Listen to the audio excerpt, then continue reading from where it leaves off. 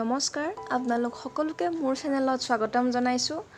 আজি মই বনাবলৈ গৈ আছোঁ আমৰ আচাৰ। যিহেতু এতিয়া আমৰ বতৰ, সেয়েহে মই বনালোঁ। আপোনালোকৰ সৈতেও ৰেচিপিটো শ্বেয়াৰ কৰিলোঁ। তেন্তে আহকচোন আমি ৰেচিপিটো আৰম্ভ কৰোঁ। আচাৰৰ বাবে মই ইয়াত 1 কেজি আম লৈছোঁ। মই আমখিনি ধুই ৰ'দত শুকুৱাই লৈছিলোঁ।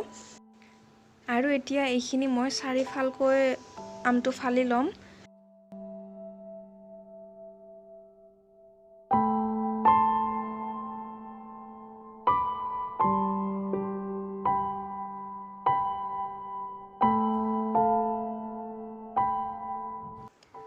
গুটিটো এৰুৱাৰ পিছত মনত ৰাখিব যে আমৰ ডাঠ অংশখিনি থাকে, সেইখিনি যাতে আমৰ আচাৰত থাকে।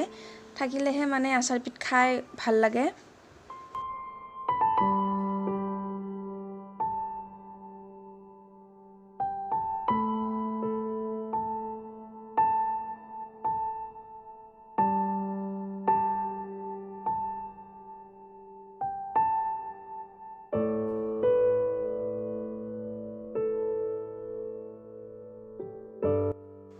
মই গোটেইখিনি আম এটা ডাঙৰ পাত্ৰত কাটি লৈছোঁ।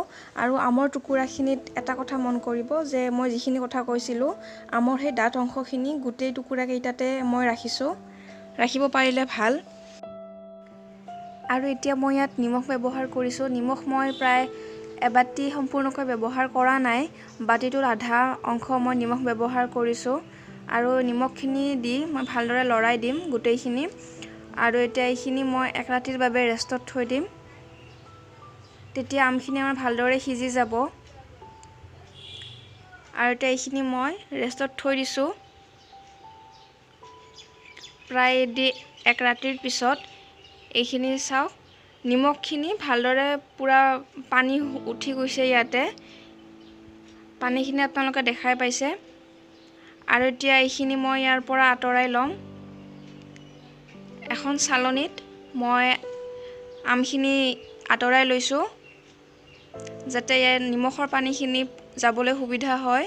তেনেকুৱা এখন চালনী লৈছোঁ। আৰু এইফালে এইখিনি পানী আমাৰ ৰৈ গৈছে। আৰু আমখিনি মই এতিয়া ভালদৰে চোকা ৰ'দত দিম।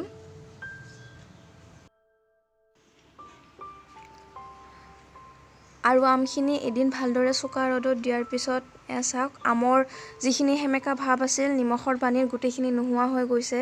সেমেকা ভাৱটো নহ'লে আমখিনি বহুত দিনলৈ আচাৰটো ভালে থাকে।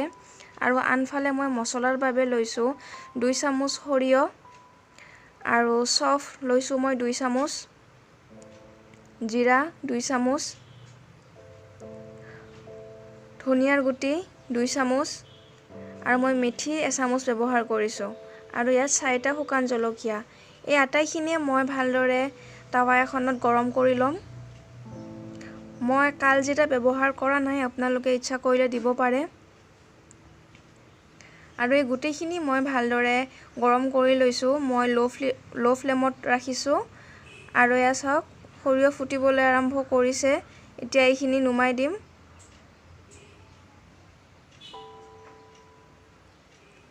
এইখিনি ঠাণ্ডা হোৱাৰ পিছত মই মিক্সিত পিচি লৈছোঁ। আপোনালোকে দেখা পাইছে গোটেইখিনি মই মিহিকৈ পিছা নাই। আৰু এতিয়া আনফালে কেৰাহী এটাত মই সৰিয়হৰ তেল ব্যৱহাৰ কৰিছোঁ আচাৰৰ বাবে। মই ইয়াত 3 কাপ সৰিয়হৰ তেল ব্যৱহাৰ কৰিছোঁ। আৰু এইখিনিও ভালদৰে গৰম হ'বলৈ দিম।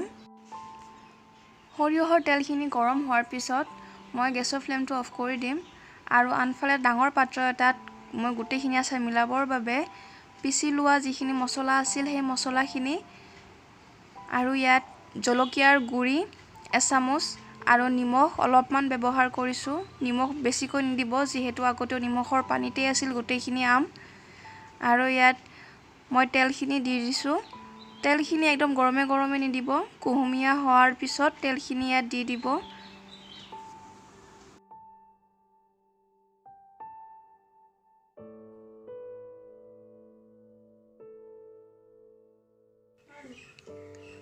আৰু মছলাখিনিৰ লগত এতিয়া মই গোটেইখিনি আম দি লৈছোঁ। দি গোটেইখিনি ভালদৰে মিক্স কৰি ল'ম। এইখিনিতে এটা কথা কওঁ, যদি আচাৰখিনি আপোনালোকৰ হোৱাৰ পিছত কোনো সেমেকা বা পানী লাগি থকা কোনো চামুচেৰে আচাৰখিনি একদমেই নুচুব, নহ'লে আচাৰখিনি সোনকালে বেয়া হৈ যাব। আৰু এতিয়া ইয়াত মই 2 চামুচ ভিনেগাৰ মিক্স কৰিছোঁ।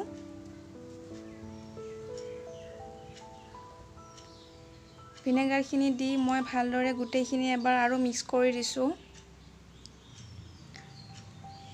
আৰু এইখিনি এতিয়া এটা কাঁচৰ পাত্ৰত মই গোটেইখিনি আচাৰ মই ইয়াত থৈছোঁ। মই পাত্ৰটো ভালদৰে ধুই ৰ'দত শুকুৱাই লৈছিলোঁ।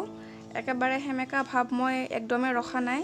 আৰু চামুচখনো ব্যৱহাৰ কৰাতে মনত ৰাখিব মই যিখিনি কথা কৈছিলোঁ। আৰু এতিয়া আমাৰ এই আচাৰখিনি ৰেডি হৈ গ'ল। আপোনালোকে এনেকৈও খাব পাৰে বা ৰ'দত দি 2 দিন বা 3 দিনৰ পিছতো ব্যৱহাৰ কৰিব পাৰে। তেন্তে ভিডিঅ'টো কেনেকুৱা লাগিলে নিশ্চয় জনাব আৰু লগতে চেনেলটো লাইক, শ্বেয়াৰ এণ্ড ছাবস্ক্ৰাইব কৰিব একদমেই নাপাহৰিব। তেন্তে আজিলৈ আহিছোঁ, ধন্যবাদ।